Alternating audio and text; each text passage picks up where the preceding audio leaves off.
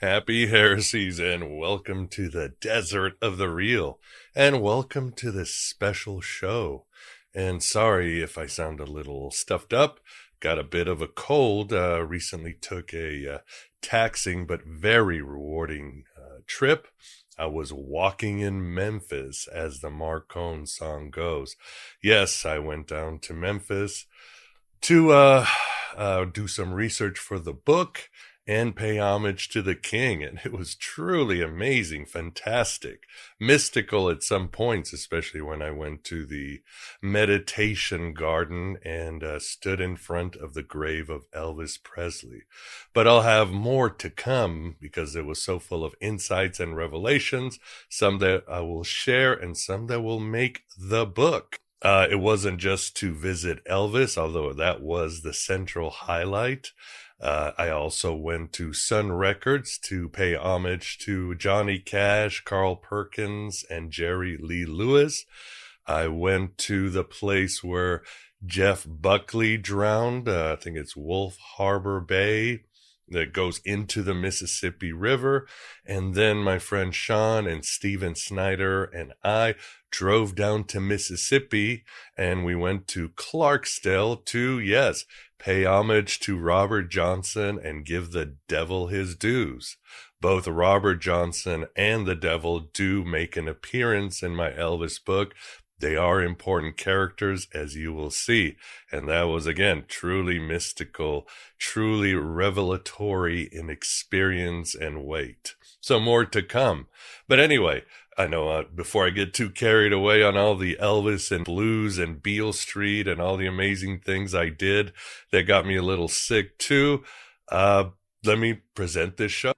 This show is a recording of the Finding Hermes group.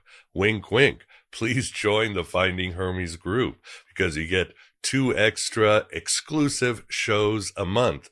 One is a Q&A and a group chat where I'm there to answer your questions and give you insights on show on Gnosticism. And the other one is a dedicated presentation, usually by me or another guest, where we grant insights into ancient Gnosticism or modern Gnosticism. And these are very useful, whether it's for your praxis or your philosophical underpinnings. This one is a presentation by Adrian Smith, author of A Prison for Your Mind. It starts out as a case study of Canadian tyranny, if you would, but then Adrian brings it up to connect it to that wickedness in high places, that metaphysical, archonic power. So it's a very, like all other presentations, you'll find it very useful for your own life, and it is very eye-opening, very red pill suppository, if you would.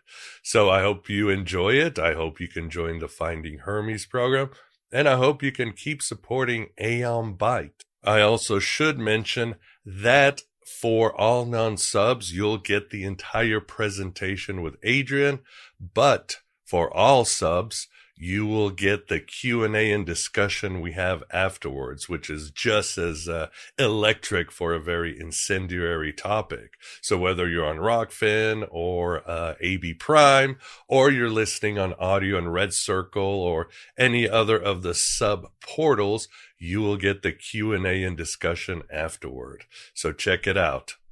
Enjoy. Okay, so the talk is going to be about mind control and how mind control is used to create a totalitarian society. I'm using the Freedom Convoy, the truckers' protest of January 2022, as a case study in the use of mind control to create a matrix-like false reality where the depiction of the truckers' convoy, the way it was characterized, is the complete opposite what actually occurred, so that they used various ways of accomplishing this. So I'll just give a brief recounting of how the Freedom Convoy got started, why it got started. It was as the result of the pandemic, and the border was closed completely at the beginning of the pandemic in March of 2020. The truckers were given essential workers exemption because they were considered to be low risk in their isolated as they were in their cabs, and because they wanted to keep the flow of trade moving. That situation prevailed for more than a year and a half through the worst of the pandemic. Then the border was opened as long as you could prove that you had the Jabberwocky. And again, the truckers were given essential workers exemption. Fast forward to January of 2022, everything's starting to wind down and normalize. Restrictions are being lifted. Then Trudeau announces that this exemption, this essential workers exemption, was to be no more, and that they would have to prove Jabberwocky or spend 2 weeks in a quarantine camp at their own expense, which essentially knocked them out of their profession if they couldn't prove what they needed to prove. That's what triggered it. So a few of them got together and said, well, let's go up to Ottawa, have a little protest, and negotiate the rationale behind something that seemed to be unreasonable. There was a Native American lady, Tamara Leach, who decided she'd do a GoFundMe to help them with a few of their expenses. She wanted to set it at $25,000, but her friend said, you're being way too conservative. Let's put it at $250,000. And she said, okay, that's too much. Let's go for $100,000. So they went for $100,000, and before long they had $10 million donated to them, mostly small donations of $50. So it started to snowball. And then at the end of the day, I might add that by the time it was all over, they had $25 million. So they went to Ottawa. They came from all directions. They came from the east and from the west and from the north, from the Northwest Territories. At one point, the convoy coming from the west was 100 kilometers long and took about an hour to pass you by. So when it hit Ottawa, there were 5,000 trucks and about 15,000 people. Before the protest even got started, Trudeau characterized them as terrorists. So he advised that all the businesses close up because they were coming to Ottawa to trash the city and to overthrow the government. And he fled the city, and he had snipers on all the roofs, and it was very dramatic.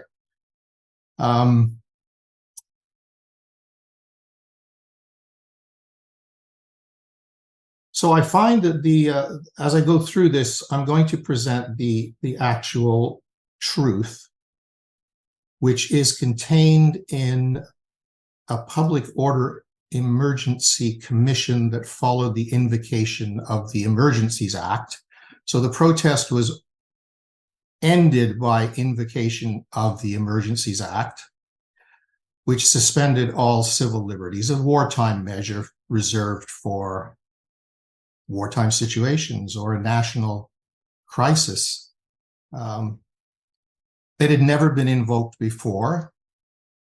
There was a 3-month protest in 2020 where railway equipment was destroyed, junctions were destroyed, people were attacked, and a truck was set on fire with people in it. There was violence. But from the beginning, there was a negotiation. It lasted for 3 months. The the economy was ruined because the railways couldn't run.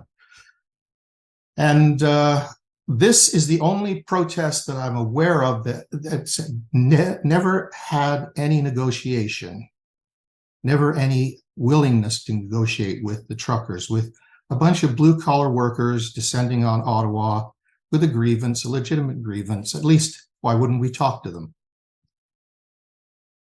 That would have been one way of ending it, rather than invoking and suspending all civil liberties in the country and the freezing of the bank accounts. And subsequent to the invocation of the Emergencies Act, people were arrested and held as political prisoners. Although they had never done anything wrong, they were never told that they were doing anything wrong during the protest.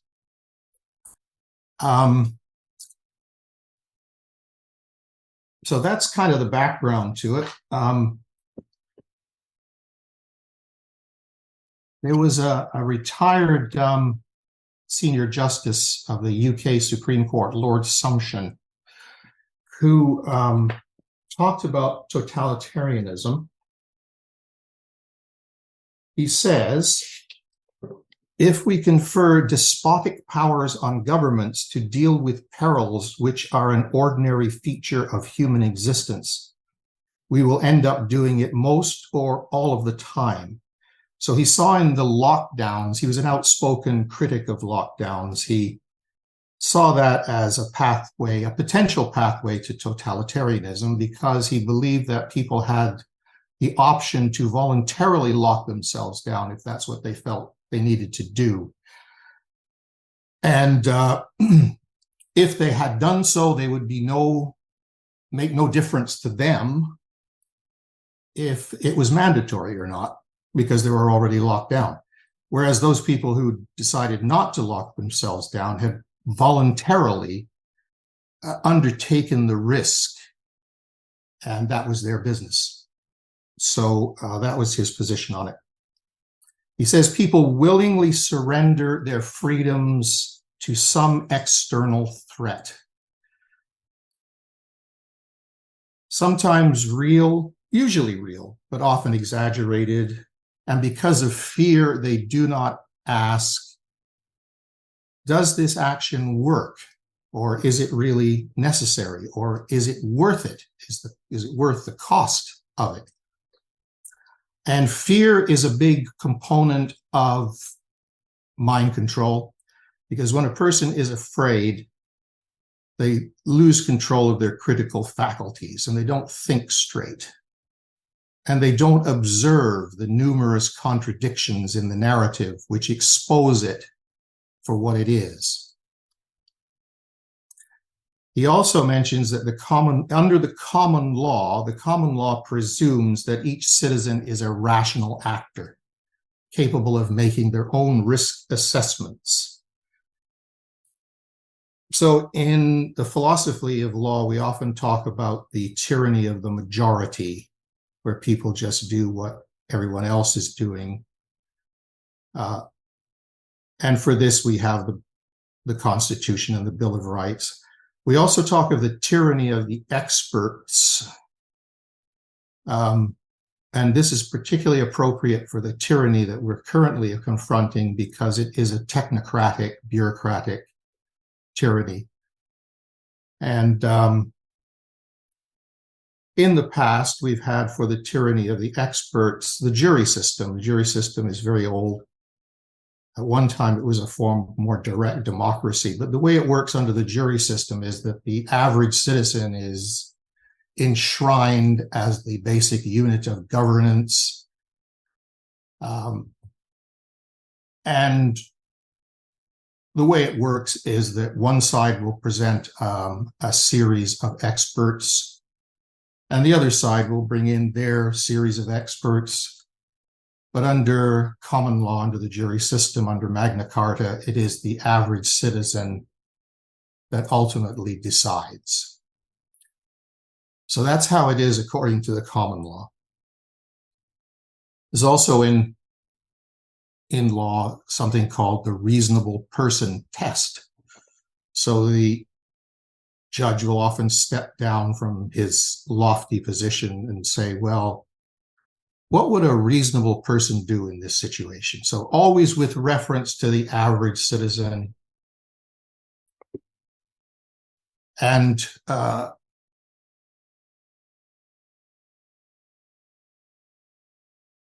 used to be called the reasonable man test. They used to call it the man on the Clapham omnibus. And this was something that came up during the period in which Tamara Lich was imprisoned. She was in prison in solitary confinement without bail. She ended up in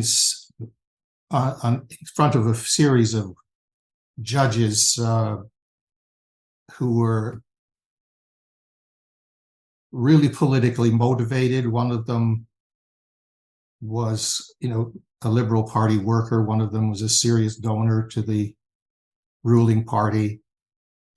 Finally, she ended up in front of a real judge. And this judge said, well, what would a reasonable person think of what was going on here?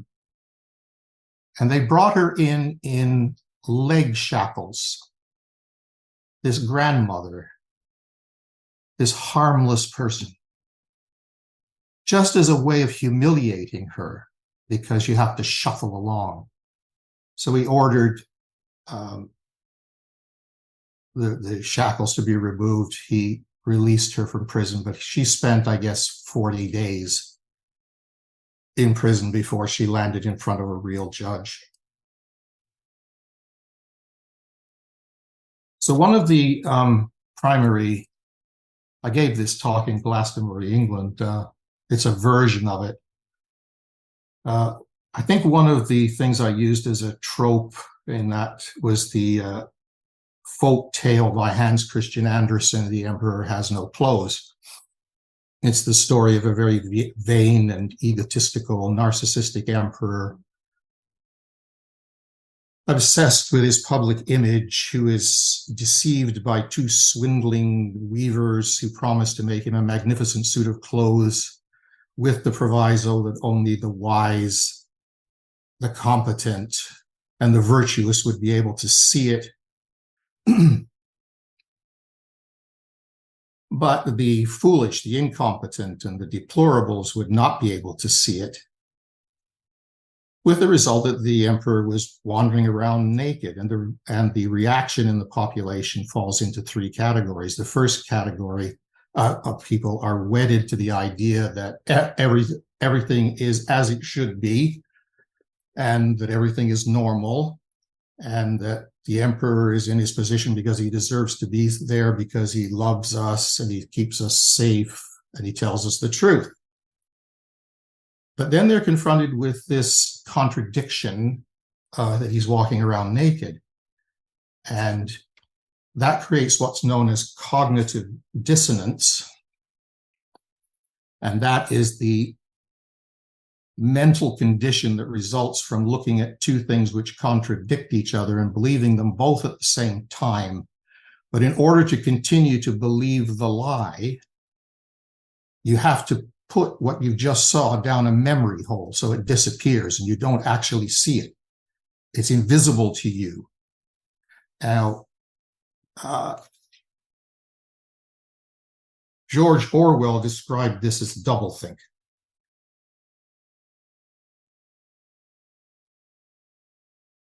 Winston sank into the labyrinthine world of doublethink.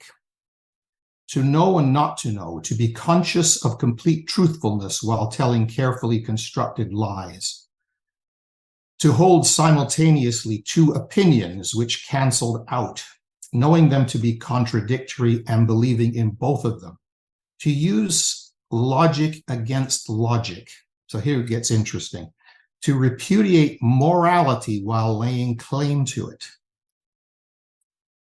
So the emperor would say there's no such thing as truth. He would say there's no such thing as morality. It's all variable. It's all according to your perception. But who is the greatest moralizer of all? The one pointing the finger of accusation. Who does this most? So to repudiate morality while laying claim to it, to believe that democracy was impossible and that the party was the guardian of democracy. The emperor had said very early on before his election that he favored the Chinese dictatorship, that it was the country that he admired most because of its basic dictatorship. And yet, so often he keeps saying that he's defending democracy, the rule of law, and that the truckers were a threat to democracy. So here we keep seeing these contradictions, and the contradictions create this cognitive dissonance in a certain segment of the population, and they don't see it.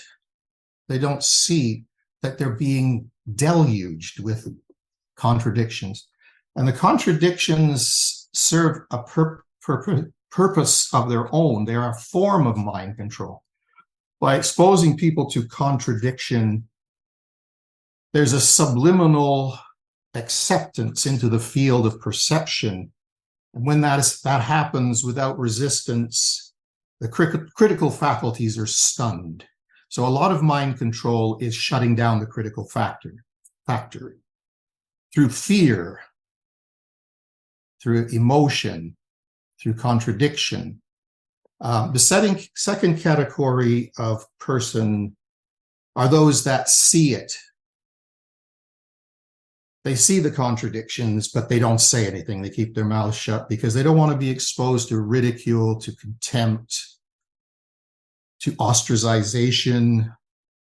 So they don't say anything. There's a famous experiment called the ash line experiment. It is an experiment where there are a bunch of actors and one person who is not an actor. He is a test case or a test subject. So they're shown a bunch of lines of varying lengths and asked to say, well, which lines are the same length? And the actors are trained to always pick the wrong answers. And so at first, the test case would pick the right answer, no matter what anybody else said. But with repetition of it, after a while, about 75% of the test cases came around to just following what the majority was doing and giving deliberately wrong answers, even though they knew better. Then there's a third category of person, in a minority. In this case, a minority of one, a young lad yells out, "The emperor has no clothes." And there's a stunned silence. People turn around, look at him, and then they start laughing. So there's a kind of power in telling the truth. Truth tellers can be in a minority, but have a disproportionate effect. They can have an effect that's way beyond their numbers. And it has the effect of breaking the spell that's cast over the whole country.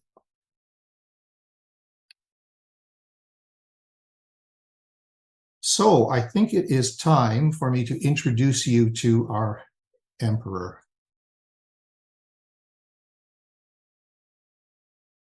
Note the pious expression.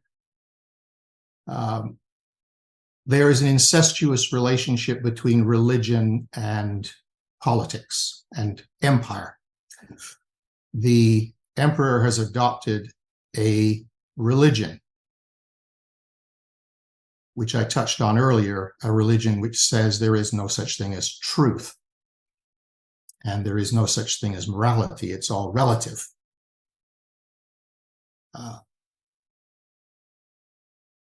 This is a version of postmodernism, which is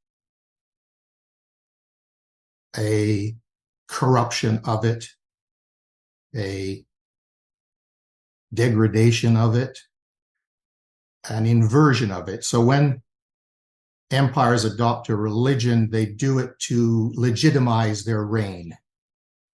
And in so doing, they turn it upside down. They invert it. They take the best aspects of it and drag it through the mud. And that's what's happening here. And already we're seeing a contradiction. Every day, a new set of clothes. Now this, I would call our emperor here the Sultan of woke. He is a representation of wokeness. And one of the chief tenets of wokeness is you do not dress up in the fashion of another culture if you're white. It's a bad no-no. It's called cultural appropriation. So he preaches cultural appropriation, but look what we see here. Another contradiction. And, you know, I know of a university professor at Yale who sent out an email saying, wear any costume you want on Halloween. And the whole campus erupted. He was trying to negotiate with them. They got in a circle. They got hostile. Actually, they looked dangerous. This is a function of derangement, which is when people lose their minds, which is when they lose their ability to reason and to think straight. That's what derangement is. And, they wanted warnings that he was going to appear in the dining room so that they could go to their safe place. Eventually, he lost his job. So here we have another contradiction. So I'm going to move on now to the characteristics and the strategies of the Demiurge. I call it Operation Mind Control. It's a psyop and perception management. From the Secret Book of John, we know that the Demiurge was sought to control humanity or to dominate humanity through their psychological and perceptual functioning. It also says that human thinking was superior to theirs and that they had something that the Demiurge wanted, which was something called divinity, which was that connection with Sophia, which gave her the light, gave human beings the light of Sophia and that creative and imaginative function. So the Demiurge operates through becoming a counterfeit. And the word in Greek is anti-maimon pneuma, counterfeiting spirit, appearing to be one thing, but in reality, something else. The word anti-maimon carries with it the meaning of counter mimicry, which is what I said about the inversion of a philosophy or a religion, making it mean something completely opposite to its highest and best expression, shall we say. So the Demiurge is a predatory mind parasite. And a parasite is a creature in nature which disguises itself as something beneficial to the host. And there's actually a parasite which disguises itself as the host's offspring.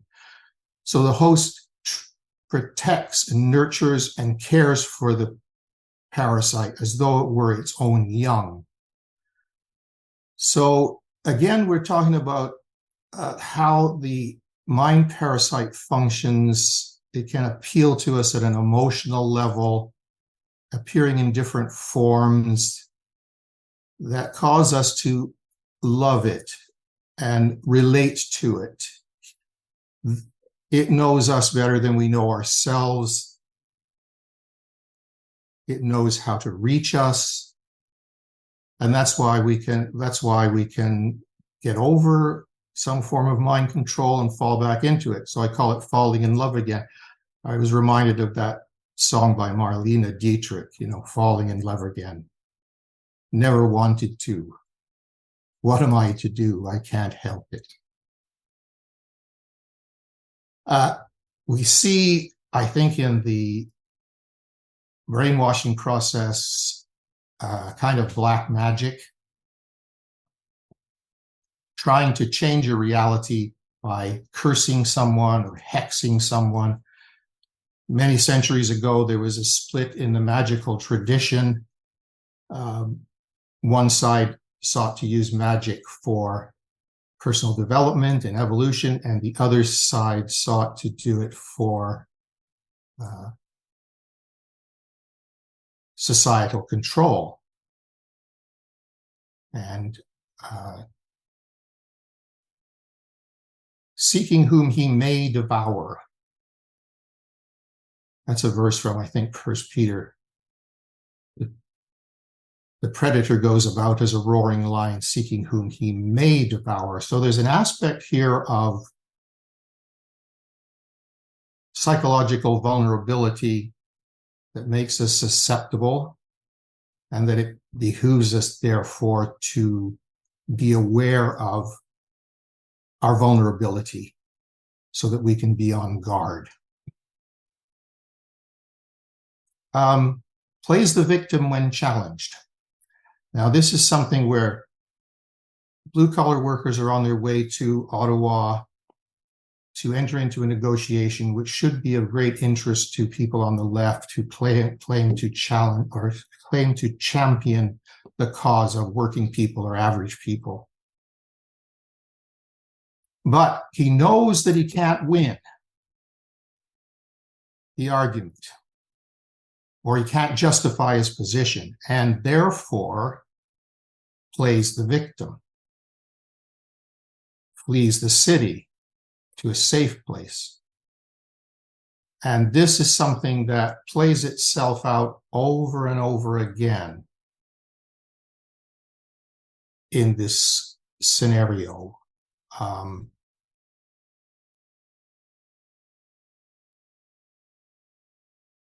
The Demiurge is a shapeshifter. The spider moves its nest. So it can change its outer appearance. And some people might think, well, okay, we're on the verge now of a major change. And maybe it's all coming to an end. So in the Wizard of Oz, when the Wicked Witch is dead, they start singing "Ding Dong, the Wicked Witch is dead." But we have to be cautious here, because this change might be just the Demiurge changing his appearance. I'm going to refer to something that was written by Noam Chomsky, who did a lot of work on propaganda and mind control. And he says the smart way to keep people passive and obedient is to limit the spectrum of acceptable opinion, but allow very lively debate within that spectrum. That gives people the sense that there's free thinking going on, while all the time the presuppositions of the system are being reinforced by the limits put on the range of the debate. So it's like we're traveling down a channel with guardrails on either side. So it could be on the left one day and on the right another day, but it's not allowed to go outside certain predetermined limits. So on the other side of the guardrails is the really secretive, really sensitive material. And in intelligence circles, it can be known as a limited hangout. And that's when they will release information that seems to reveal their secrets. And they are revealing certain of their secrets, but it's a limited hangout, and it's to let people think that they found the answer so they won't dig any deeper. going back here to tactics. Erase all forms of human identity, national identity, sexual identity, cultural identity, like Mao's Cultural Revolution. Mao wiped out Chinese culture, Chinese dance, Chinese fashion, Chinese theater, Tai Chi. And it's called wiping the slate clean. So you erase everything, create a blank slate so you can bring in a brand new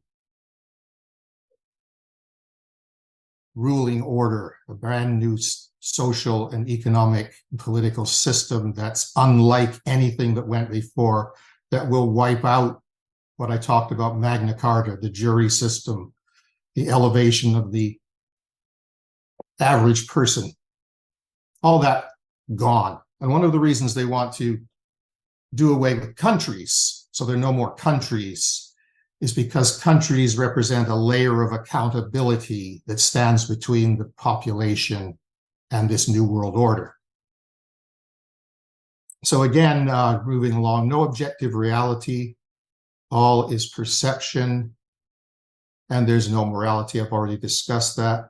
The Demiurge cannot initiate or create, but only imitate.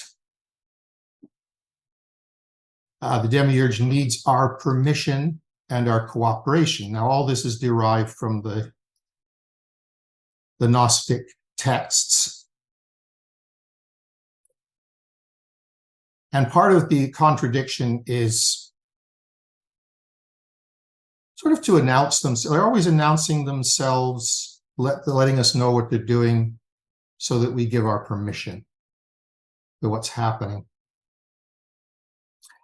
This implies, too, that we are not victims in this scenario. We are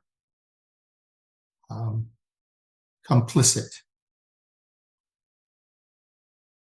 Perhaps that sounds a little harsh. We are not victims, but we are certainly responsible. And it's an assumption of responsibility, an assumption of sovereignty that is needed, and it's all that is needed. If everyone was completely sovereign, we got over all our psychological problems and it would be game over. The Demiurge operates in the shadows. Once revealed, the power is ended. They succeed only because of deception. Bluff and bravado is a lot of it. No capacity for self-correction. They always double down on the same failed strategy, which means that ultimately they fail, and they will fail. They will crash and burn. The only question is how much pain between now and then. Their end is already baked in. The Demiurge prepares a dark room. In that room, there's no light. It's hermetically sealed against inconsistent incoming information. But if there was ever a little crack in the wall of this room, enough light would get into the room to dissipate the darkness, which kind of goes along with a little truth-telling has a major effect. Divide and conquer. We'll see that in the going from left to right, right to left along this channel. But it's the same military, industrial, security, pharmaceutical complex, no matter what happens, no matter who gets in power. And we'll see divide and conquer also in how the Demiurge handles the truckers and how he characterizes them. So I already referred to Noam Chomsky. Now I'm going to go on to the smear campaign, the hexing, the cursing. He describes the truckers as a fringe minority with unacceptable views. How long do we tolerate these people? Well, it's the reason you tolerate them because they're protected by law, both international and domestic. Any form of medical intervention requires informed consent, and consent needs to be freely given. Consent that is under duress is no consent. They take up space. They don't believe in science. So all along, the emperor has been saying that his mandate was based on science. And I will revisit this as we move along. They take up space. That's a rather ominous thing to say. You know, what do you do with something that takes up space? So here we're seeing the divide and conquer, the marginalization of people, the division in a society where, okay, if you want to lock yourself down, lock down. If you want to get a Jabberwocky, get one, you know. But if you don't, you don't. And those people have voluntarily undertaken a risk, and that's their business. These people are putting it all at risk. This is the first time that I'm aware of that you take a vaccination to protect somebody else. And that a small minority of people at the time of that he made his mandate against the truckers, there was about 10% of the population that was not Jabberwockied. And so what? You know, how are these people putting you at risk? You believe in the treatment. You think it's going to protect you. You were told that it was safe and effective, and you're wearing a mask. How is someone else putting you at risk? I mean, I don't get it. No one is safe until we're all safe. That's something that was said by all of the actors in this, you know, by the emperor, by Klaus Schwab and Joe and Biden and a whole host of them. You know, they all kept saying the same thing. No one is safe until we're all safe. But it doesn't make any sense to me. He called them racist, misogynist, white supremacists. People of Ottawa harassed in their neighborhoods, confronted with the inherent violence of a swastika flying on a street corner, threatening acts of violence, inciting hatred, unacceptable. I condemn such hateful and violent rhetoric in the strongest possible terms. They were terrorists. Now, the interesting thing is that the emperor is actually normally quite tolerant of terrorists. He was interviewed on the CBC about the Boston bomber. And he said, there is no question that this is happening to someone who feels completely excluded, someone who feels completely at war with innocence, at war with society. Trudeau finished by saying that it was important not to marginalize people, even further, who had already felt like they are enemies of society, rather than people who have hope for the future. So normally quite, and more than once, I might add, I'm not going to go into all of the examples, but why then are these people whom he has characterized as terrorists, who are not real terrorists, not worthy of even speaking to them? When he said of the Boston bomber, we must not marginalize this person. Destroying local business, that was destroyed because the emperor said there were terrorists coming to trash the city and recommended that they all close down. When the convoy arrived and people saw that they were nice people, they were not violent, they were not terrorists, they were not racists. When all that became well known, many of those businesses opened and did a thriving business. The hotels were full that were open. The restaurants were full that were open. Stealing food from the homeless, well, no. Actually, there was so much food donated to the convoy that all the food banks were full and overflowing, had to be donated to communities outside of Ottawa all the way to Sudbury. Pissing on the war memorial, no. A lot of these people are veterans. There are video of them laying flowers and honoring the veterans, and guilty of deadly crimes, according to one of his ministers, Mendocino. Actually, nobody was arrested during the peaceful part of the protest before the invocation of the act. It was only after the act that arrest occurs. It was only up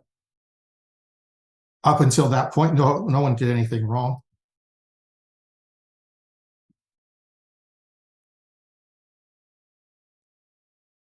So, terrorists are on their way. Trudeau flees the city. What had him so scared?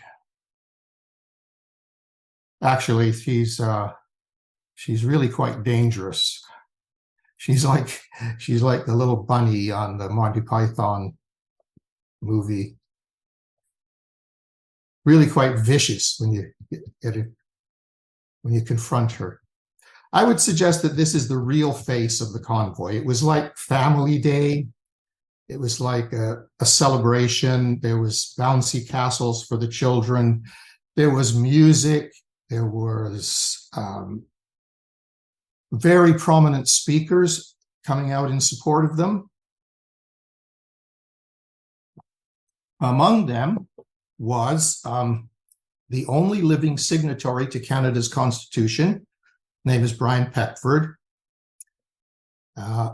And also an ex-RCMP officer, Danny Bulford, who used to be in charge of Trudeau's personal protection, but resigned from the force. And also Trudeau's brother, who gave a speech saying that he loved his brother, but that his brother was reading from a script. And I agree with that completely, because everything that he says is not him. Everything that he says is not original to him. And I could go into this, but I don't want to take the time.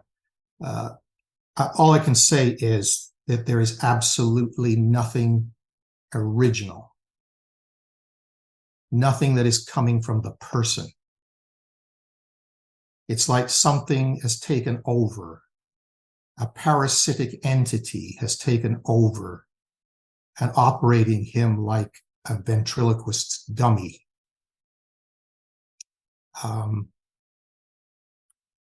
He says he loves his brother, and he's spoken to his brother about him and told him to walk out, walk away, get out, go surfing. He remembers him as a fun-loving guy, fun-loving person. He counsels him to get out. He's tried to talk to him, but the emperor has said to him, I'm not allowed to talk about these things, and has closed him off. So the emperor invokes a Wartime Measures Act, the Emergencies Act. There was a predecessor act called the War Measures Act. The War Measures Act was invoked only 3 times. World War I, World War II, and during a crisis in 1970.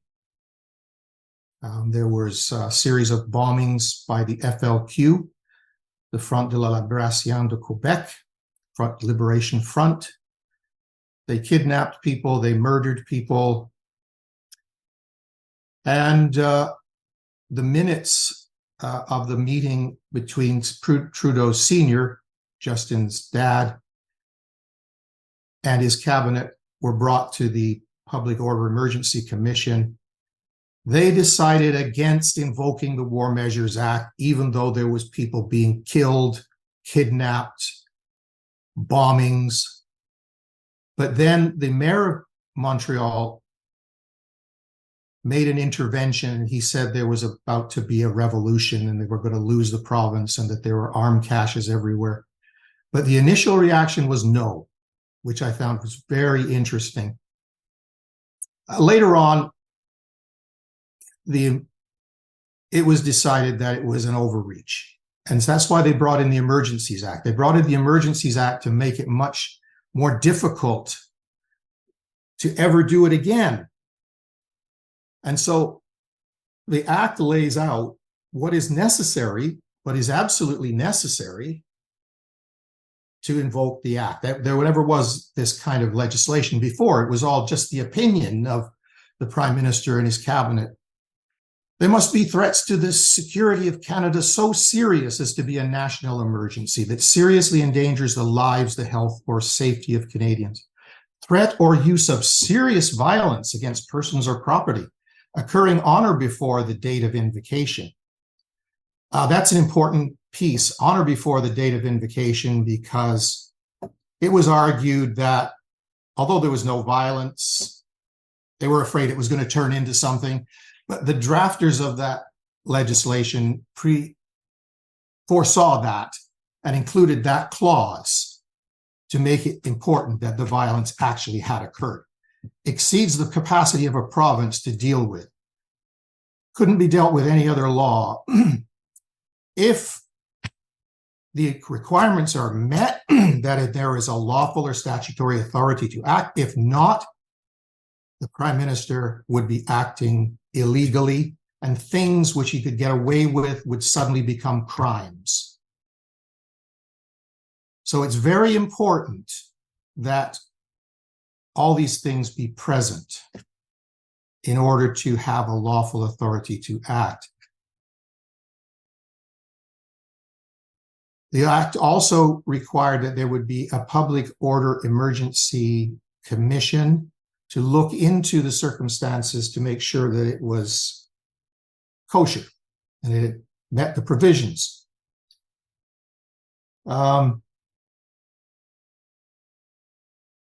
So the Public Order Emergency Act lasted for 6 weeks of hearings, 77 witnesses, 7,000 documents.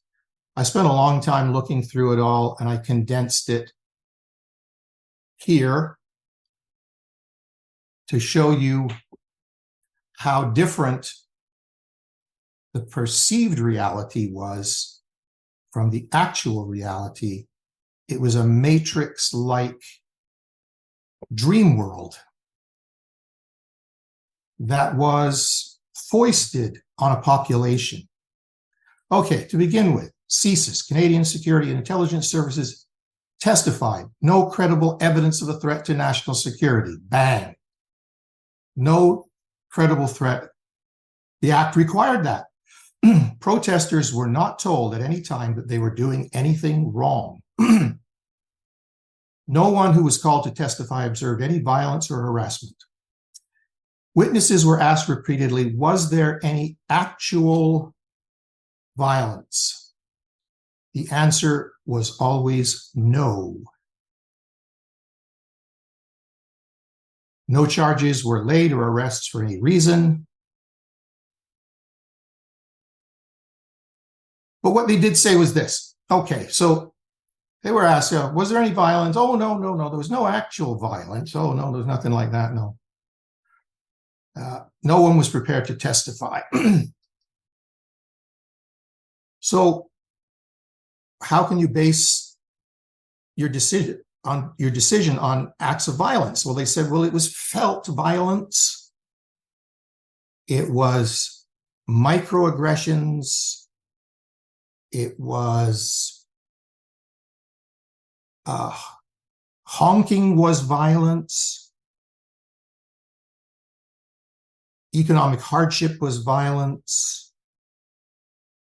So this ability to reinvent language How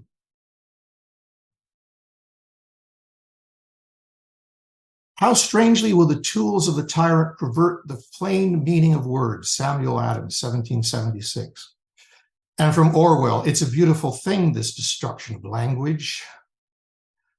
The revolution will be complete when the language is perfect. Syme, a specialist in newspeak, one of Orwell's characters. Police were advocating dialogue. Remember, it has to be a last resort. Everything has to be tried. There was a note produced by in the commission by that was written by the Deputy Prime Minister, Chrystia Freeland. She had written a note to the head of CSIS before the protest even started, urging him to label the terrorists, we need to characterize these people as terrorists, were her exact words. So here she is deliberately trying to misrepresent this protest. And you have to ask yourself, would you take medical advice from people like this? Would you take any kind of advice from people like this?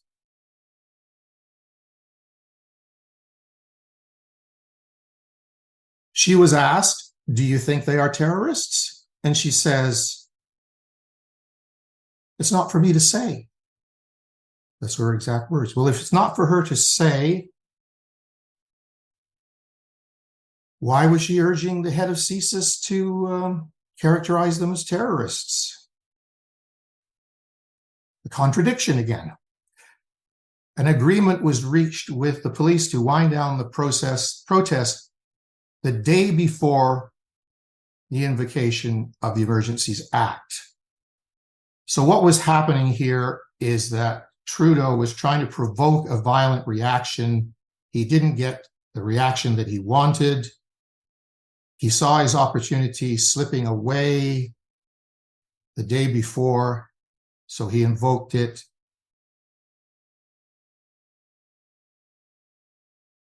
As a last resort. The RCMP commissioner testified that all options were not exhausted. The police were well equipped to deal with it under existing laws. No medical justification for the cross-border mandate, and Trudeau admits this under oath. Trudeau testifies he never called the unvaccinated names. Well, it's all documented. Trudeau testified protests are allowed, but not if government policy is challenged. So it's okay to protest, but you're not allowed to challenge government policy.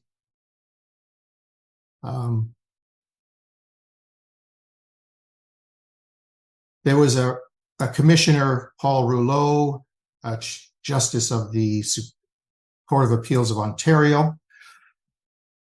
He was actually appointed by Trudeau to render an opinion, and it was pretty clear the fix was in. So he reports at the end of this that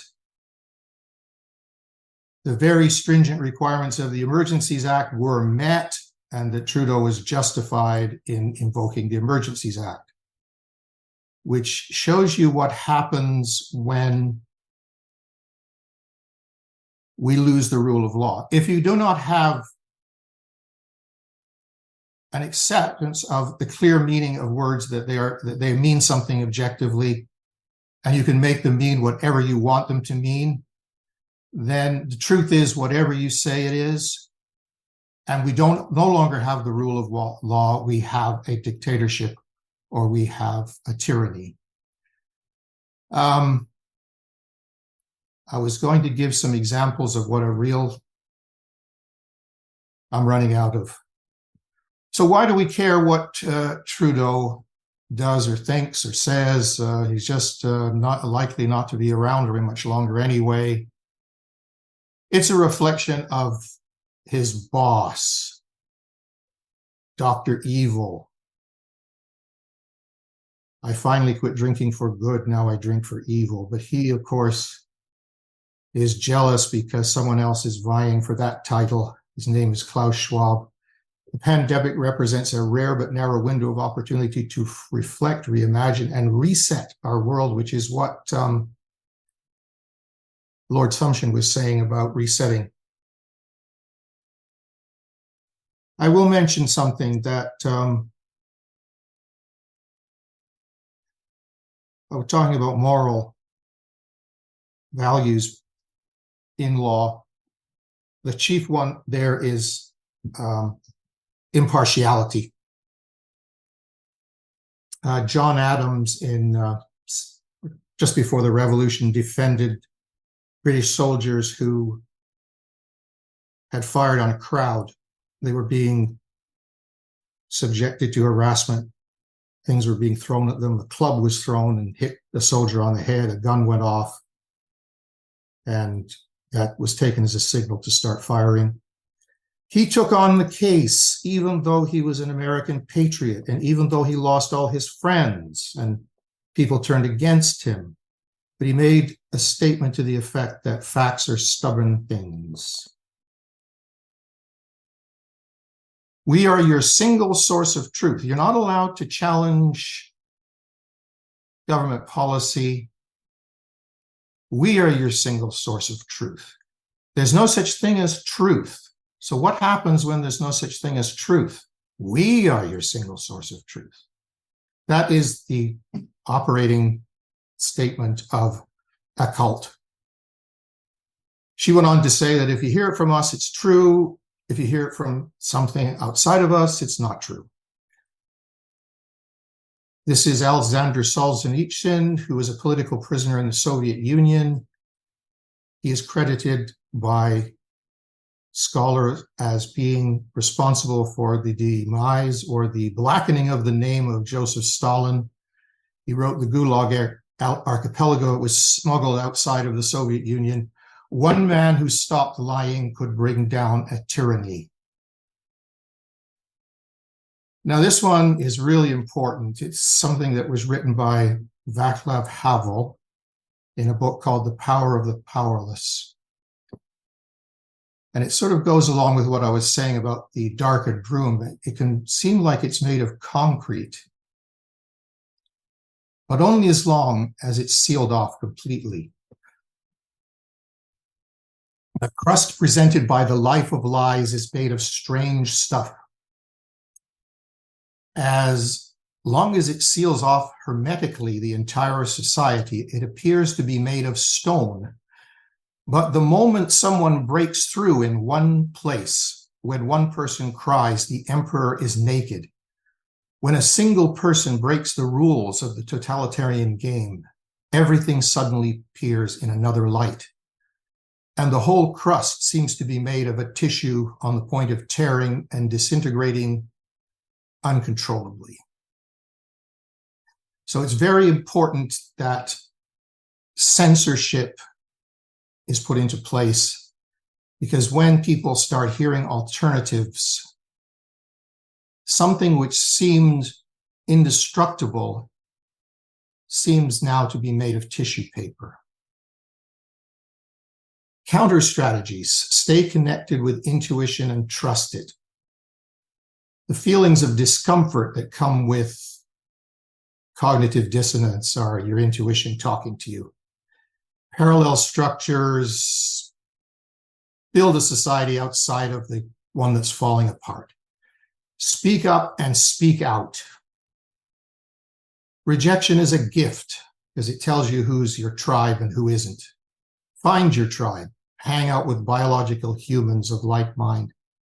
Disconnect from it. Pull the plug. Cut the ties which bind. Be creative. Find your purpose. Live according to your highest ideals of truth, beauty, justice. Preserve the culture, art, music, literature, poetry, humor. They're trying to wipe it out. Connect with the ancestors. There's a lot to be proud of in our own history, the common law, the Magna Carta, the first written constitution in Europe. Integrate opposites, integrate modernism with postmodernism, integrate left with right. Don't get caught in that divide and conquer. Question every narrative, observe the contradictions, hear all the alternatives. And this is one I like a lot. Rise and rise again until lambs become lions.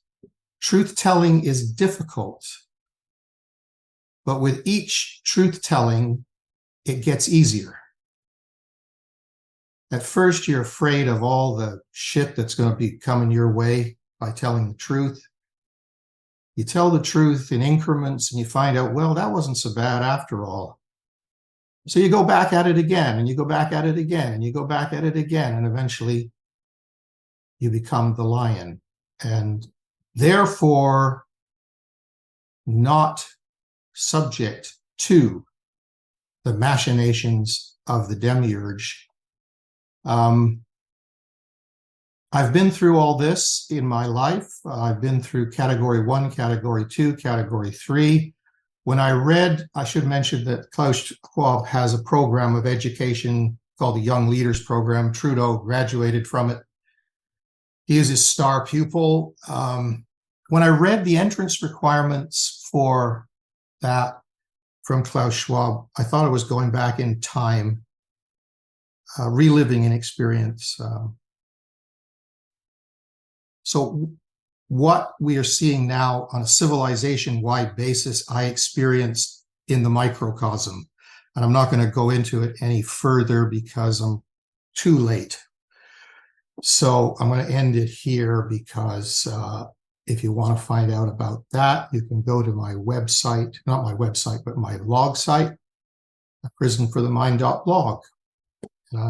With that, I will conclude. Thank you for listening